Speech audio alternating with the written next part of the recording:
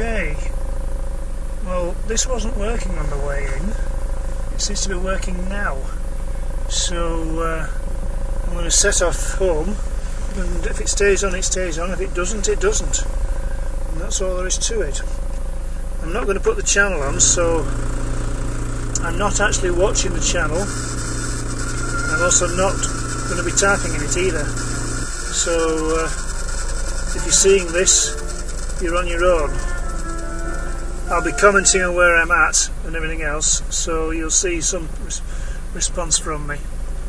At the moment I'm in the car park at Park Avenue, and the radio's gone bananas. It seems to not be able to find Radio 3 for some reason. It's found it now. Right.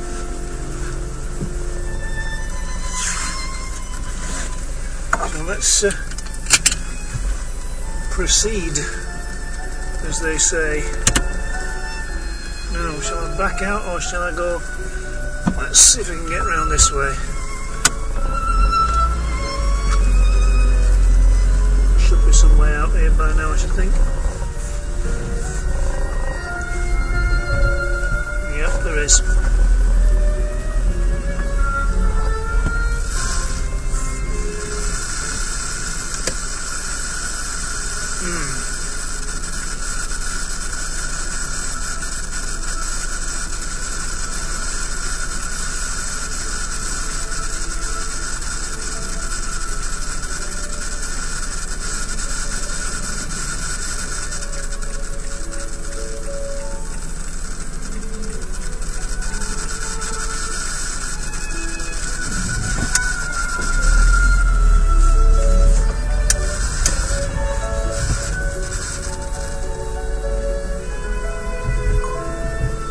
Database has been updated.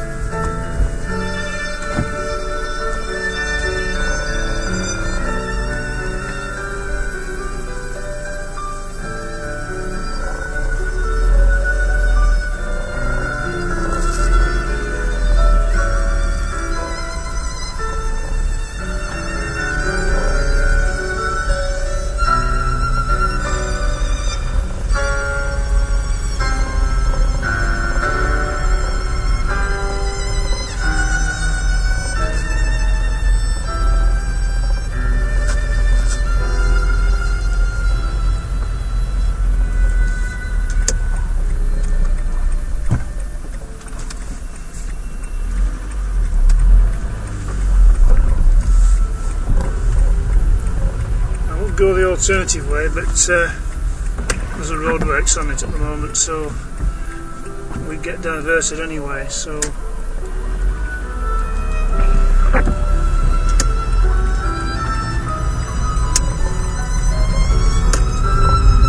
I could go down Deansgate, I suppose. I might do.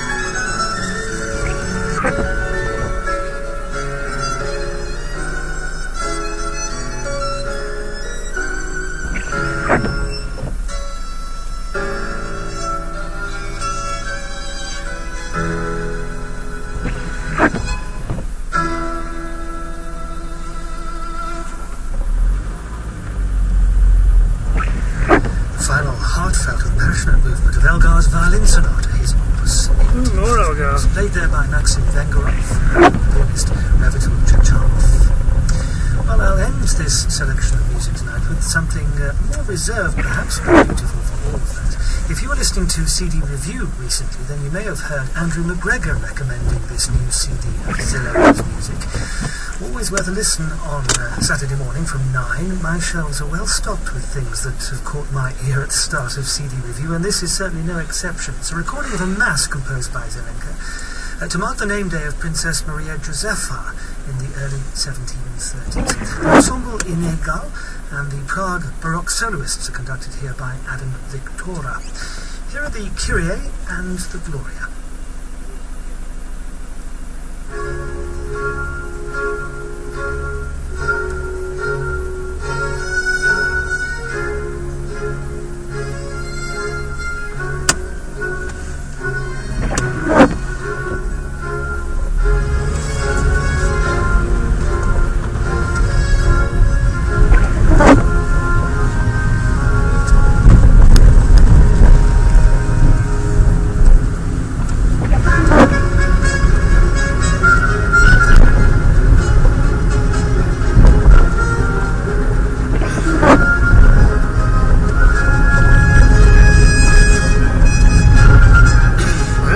better, I feel at the moment, but I've also felt worse.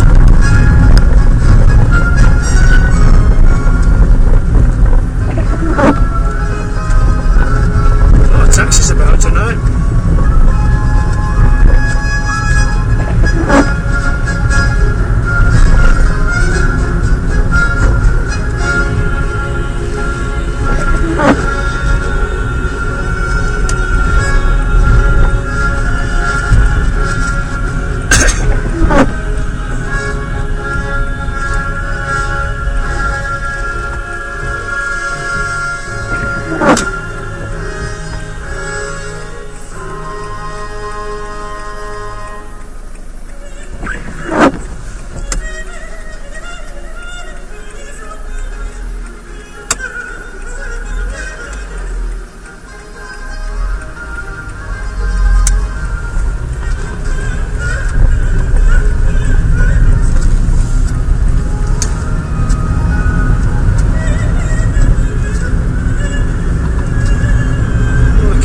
Holding up so far. Water Street past Granada Studios at the moment.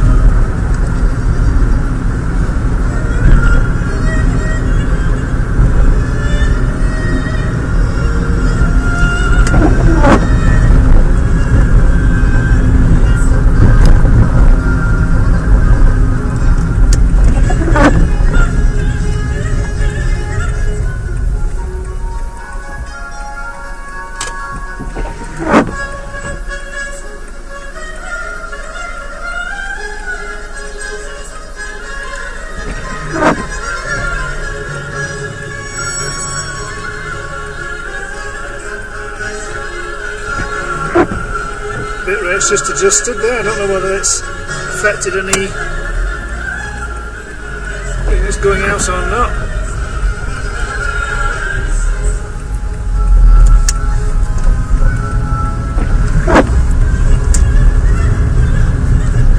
I think these lights are red as well, but looks a bit. Yep, the bit rate's adjusted again.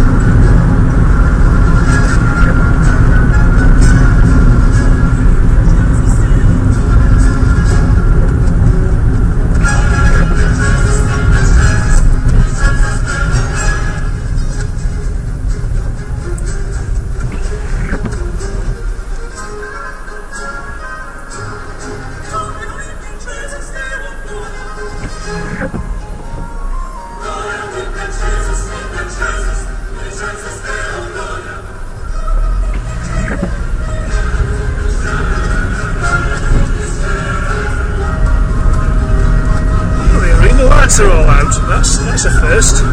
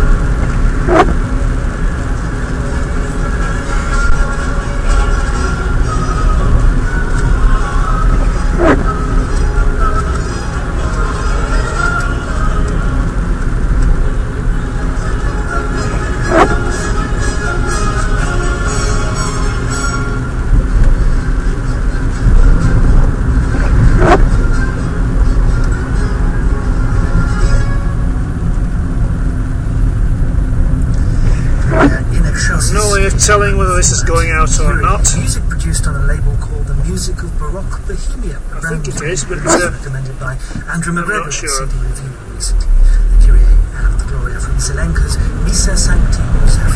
Soloists joining forces with Ensemble Ingal, and the Prague Baroque soloists conducted by Madame Viotura, and plenty more recommendations this coming Saturday on CD Review with Andrew from Nine. Don't forget that we are live once again in Manchester tomorrow night for another concert from the Bridgewater Hall. This time it's Vasily Sinaisky on the podium conducting the BBC Philharmonic in Shostakovich's Fifth Symphony, then Haydn's Trumpet Concerto with Alison Balsa, the soloist, she'll be talking to Bertrand Trelawney during the interview.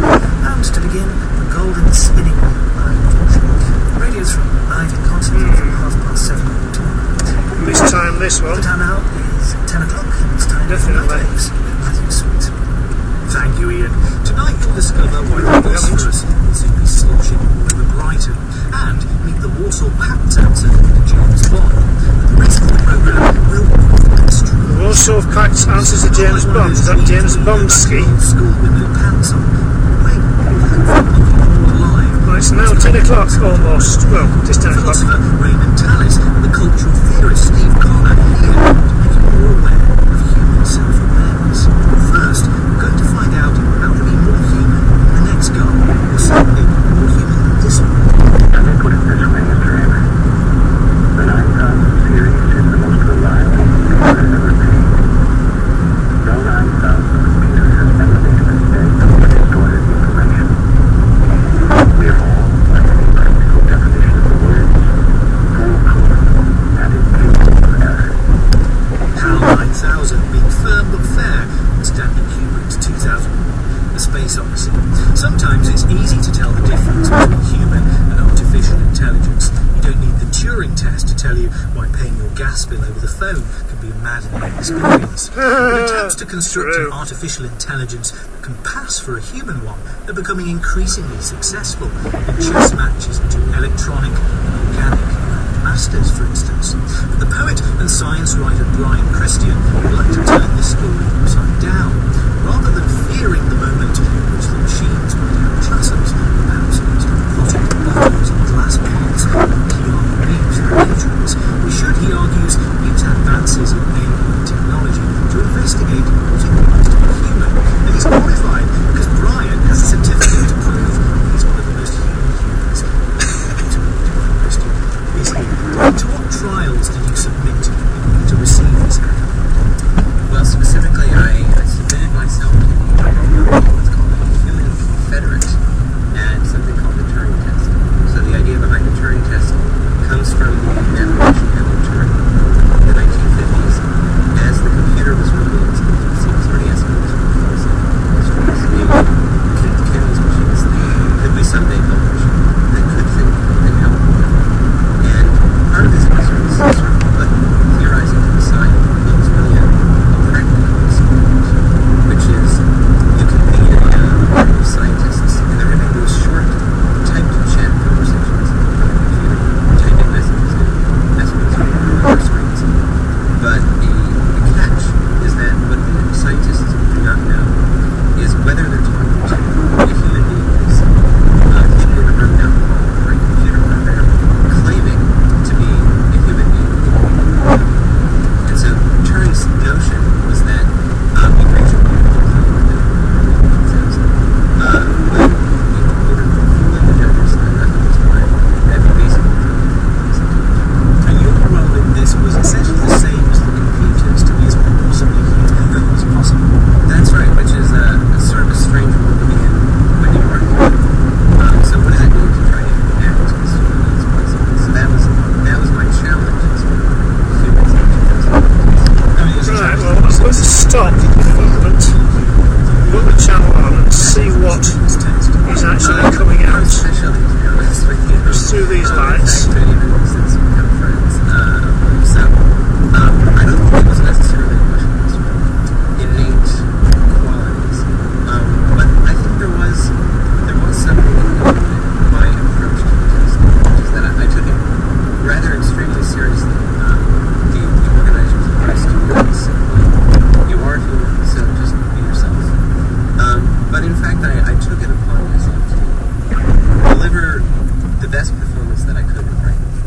fact, spent 6 months preparing for the movie, trying to research the history of the test and how these chatbot programs are developed and what it is about human language and conversation that's so hard for them to implement in software. And this must be something that the judges have already come to some conclusion. I mean, who judges this? What qualifies a person to judge the humanness of a conversation?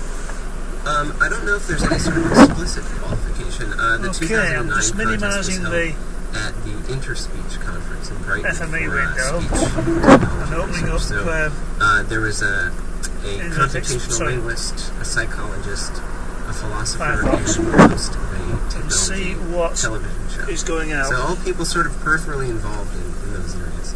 Reading your accounts of these, the kind of Single level is only 2 bars on here, so that's not very high. Programs and the testers. It struck me that It was might be 220, exaggerating I the think. speed at which artificial intelligence is creeping up on us, because you give an account of one tested computer in which this computer intelligence is producing all kinds of incoherent answers about the marital status of the being they're impersonating, what gender they are, what their sexual orientation is. Yeah, well, really one of the crucial forks in the road for any chatbot developer is deciding whether they're going to treat their program Internet's more running. like a kind of, you can think of it as an Channels interactive opening up. novel, where they create this character and write this massive script for it. The disadvantage is that you can only prepare so much about conversation, is that it can really go in any direction. So what a number of developers have been doing more recently is creating these programs that are essentially sort of conversational Wikipedias, if you will. They're massive databases, in some cases of tens of millions of transcripts of previous conversations. I hope I'm right in saying that I think one of the keys to this is that as computers have claimed the territory of rationality, we have disowned that in our definitions of what it makes us to be human.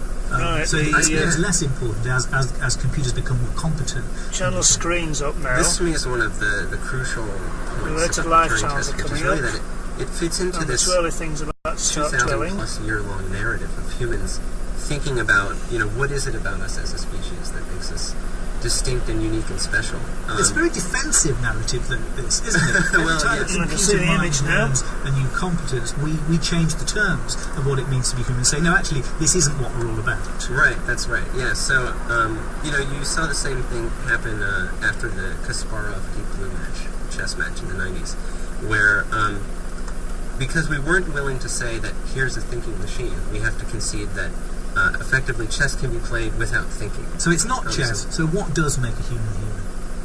Well, I think there are a couple things, really. I mean, one of the things that I think puts us in a unique position is that we have access, trying to like edit the computers, to title this at the really moment. rational, analytical mind. It's not letting me. And that's what, Descartes and Aristotle often channel's pointed just to dropped as what off on me separates us now. from the animals. For a But second. we also have what we share with the animals and what distinguishes us from computers, which is this sort of instinctive, intuitive style of thinking and this highly embodied sensory experience. I mean, you describe this in rather poetic terms, and you give us these images of yourself going about your business, giving an Why account is of it the not impressions letting me that you edit receive, this? the memories So, that yeah. you trigger, these subtle negotiations and observations that go on. It set me thinking, well, there are people in the world, those with autism perhaps, who don't completely share in all of these characteristics of human sensibility that you describe. Are they less human? Well, I don't think so. I mean, there are clearly different experiences of being human, and that includes, the difference between each of our individual life experiences. And I think that ends up being really crucial. That when we I am appoint a trying to computer edit the a task, title what of the we want screen is a here, complete and it's not letting me. complete uniform. But part of what makes it so interesting to be in the world is that every person represents a sort of a unique take on life. But aren't some computer-like qualities, the rational, rather dull things that you described, aren't those human qualities too? I mean, you point out that when we argue, we behave sometimes more like computers than our idealised conception of what it is to be human. What's not human about having a boring, repetitive conversation? Well, it seems to me that the human brain and the human Well, let's leave it flesh as it is not very well suited to sort of uniform repeatability, which is precisely Just what gone in the way of that computers are bus, built for. unfortunately. So, there's a principle in software programming called "don't repeat yourself," which And the string's says just that, gone off into the if bargain. you find Wonderful. yourself typing the same line of code more than twice, you probably make a mistake. Because the whole point of the computer is that anything you need to do more than 3 times, you leave for the computer to do. And I think that's what I think of as being kind of central to the core of the human experience, is that every interaction So I is think I'm going to close this off for the moment. It strikes me that the way you describe those most human of moments, it seems that like what you really want to do is So claim from the those bus stop, ecstatic, I'm those now beautiful, closing down those the kind of free chat window till I get home, because I'm not seeing it working Well, properly. I do think so. I mean, the book looks at this So, notion of information entropy. Let's get the rest of the way home. And the founder of information theory, Bloodshed, defines information mathematically as relating to surprises. Surprise is at the heart of information.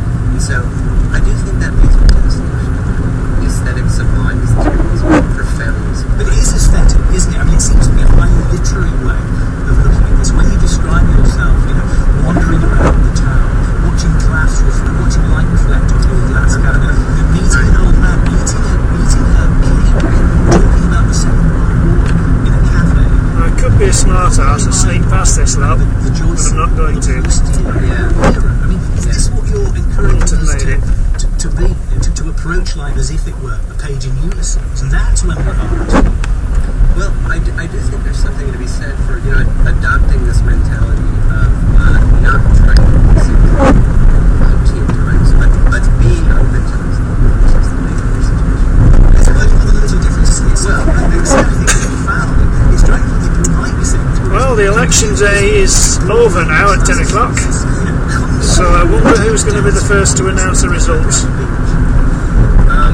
Yeah, I mean, I don't know if I'm going to use the same words, but I think that is the feeling, that there is a certain ecstasy to trying to... There's elections in Scotland and Wales, I think, for government. There's elections in the UK, in England rather, for the local authorities. There's an election or a referendum on whether we change the polling system or not. But that a life of sort of high significance. So when we ask the questions, we don't Thanks very much indeed, Brian. Brian Christian's been the most human of this proposition on Penguin. Well, we're going to take the subject and run with it into a different territory. Saturday is the 300th anniversary of the birth of the philosopher David Hume, who had his own tough, sceptical ideas about what constituted human nature. The incoherent replies issued by computers in the Turing test might not have caused him to suspect the presence of silicon wires. For him, the human self was fundamentally incoherent, possibly even non-existent. And yet, scholars were always spotting its emergence in the written record. Did the Shakespearean soliloquy, say, conjure the self into existence, or was it born in the 18th century novel? So, as a kind of birthday present to Hume, we're going to spend a little time considering ourselves. What are they? Where are they? And what's their story? And here, to jump out of Hume's cake, are the cultural theorists Steve Connor and Raymond Tallis, the philosopher and former medical man, whose brain, I think, ought to be declared a site of special scientific interest. Raymond Tallis, literature, I suppose, is where we go to find evidence for the history of selfhood. That's its sort of fossil record, I guess. But is there an argument for saying that literature itself established, articulated human selfhood? Entirely unlikely. In many ways, I think literature presupposes human selfhood. And you can find smidgens of self, what is self-consciousness, even in non-human primates. Think of George Gallup's experiments in the 1970s, when he got chimps to look at themselves in mirrors when they'd had bits of lipstick put on their face and they rubbed their face and they regarded the image they could see in the mirror as themselves. But that was only a intimacy of aria, not the recitative of everyday self. And it's very difficult to know when the self did emerge, because there are no reliable fossils as to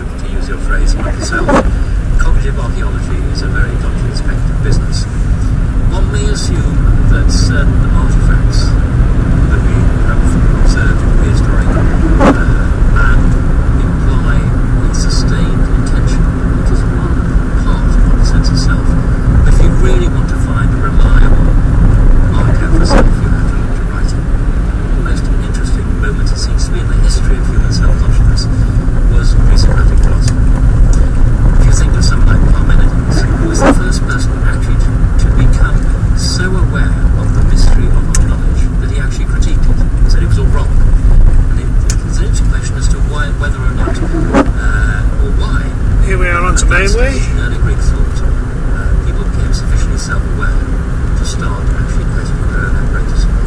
So there's no evidence then of a time when human beings or their relations didn't possess a sense of self. One couldn't possibly find evidence of that absence. Steve Connor, it has been raised, hasn't it, as that there are somehow these moments in the history of literature where, if not the birth of the self is being witnessed, then some kind of acceleration of its development is occurring. The Jacobean drama is one, as I've mentioned, the 18th century novel too. If these weren't the midwives of selfhood, were they at least kind of the accelerators of its development? I think we need to be aware of making the mistake that just because the idea of selfhood is not simple and continuous and the same at all times and places, that there's therefore some kind of shape to its variability. Actually, the sense of selfhood is endlessly variable within an individual life, within an individual afternoon, actually, and therefore across history. It's like weather. I mean, it's like saying, Looks like this inverter to charge the laptop it's up. like saying, oh, well, now 78 degrees. It's a little bit centigrade. Which is good. 78 degrees on Brighton Beach, and say, that's what I call weather. And yet there is a consciousness is like weather. There's a bit of it, in every 12 degrees outside I at the think moment that here. Raymond's absolutely right. That it's very hard to point to the moment at which there's no consciousness. When writing comes, and here I absolutely agree, it doesn't have to be washed up. Writing, all of a sudden, we have a way of getting consciousness from outside ourselves. That's weird. It's interesting, you can actually, to make your thoughts external to your own body, makes your thoughts objects that you can see. But, I think you're bringing the self too close. It's perfectly obvious that Socrates had a sense of self. He was talking about the unexamined life is not worth living. There's clearly a narrative of life. When Aristotle was talking about what makes a life, if you wish to use his word, clearly there was a sense of a self extended through life. So I don't think the self is a post-Renaissance concept. But is there then a coherent history of the emergence of selfhood? I mean, when did this become a subject for debate? You compared it to the weather, Steve. There are histories of meteorology, records of weather patterns date back to a certain point in history. Can we say similar things about selfhood? Well, I think we can, but I think we need to say things like, well, what is the experience of anger? I mean, it seems to me that in certain periods and in certain cultures, perhaps till today, strong emotions are not experiences coming from within, they might be experiences coming from elsewhere. The question of where is incredibly variable. We almost, want to think of consciousness as being in our heads, but not all. What's the difference between consciousness and selfhood? Consciousness is simply being responsive to things in the world, so nearly everything in the world is conscious. The thermostat is conscious. Being self-conscious is being responsive to your own I'm responsibility. going to leave this in the car for a minute because I want to get to the toilet, and that also gives me a chance to see if this is running properly upstairs at the same time. So I'm just going to put the lid down a little bit so that people can't see as much, and go inside to the loo and have a look at the channel from the other computer.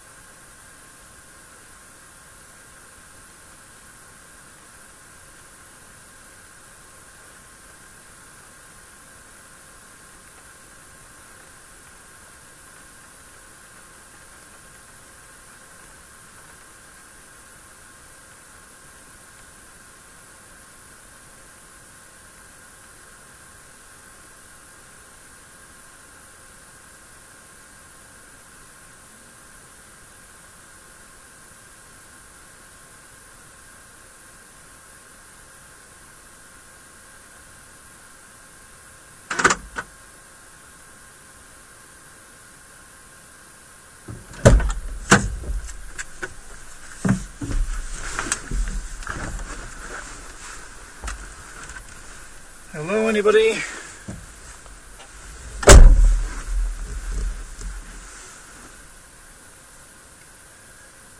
If you can hear me, I'm just going to try and get the internet to open the channel up on here.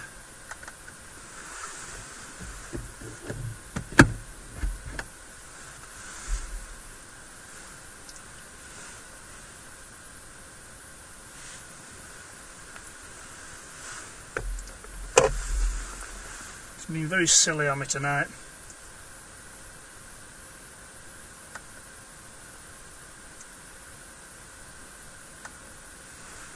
First of all, it wouldn't work at all, and then it did work from Manchester out to back to here again, which is weird because it shouldn't have. Well, it should either work or not work, but it's a come and go as it feels like it. At the moment, I've got the background and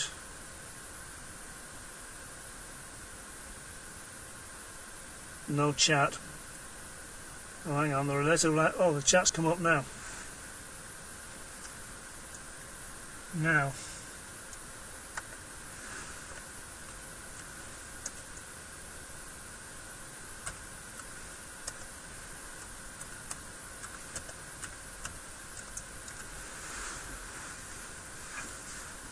Now, I'm sitting in the car parked at the moment.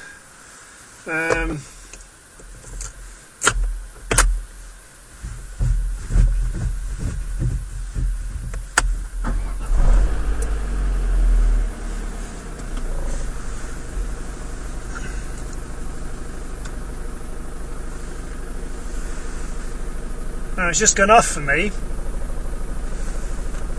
Just went off completely.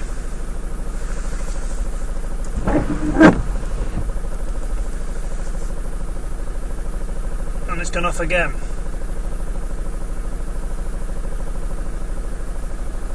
So you've seen the trip all the way back from Manchester, have you, yeah?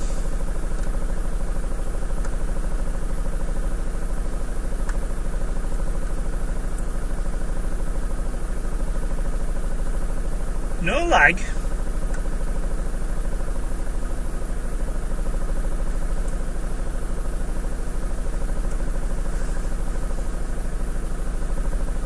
It's not even letting me edit the title at the top of the screen. It's so sluggish. Anyway, look, I'm going to have to put this away now. I can't keep it running. As you can see, it's raining. So I'm going to shut this off and cart it inside. So thanks for watching, and I'm surprised it's worked at all tonight, to be honest.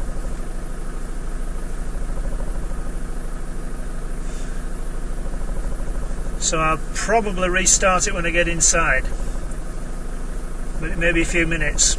Okay, can't be perfect. I do not believe it's perfect.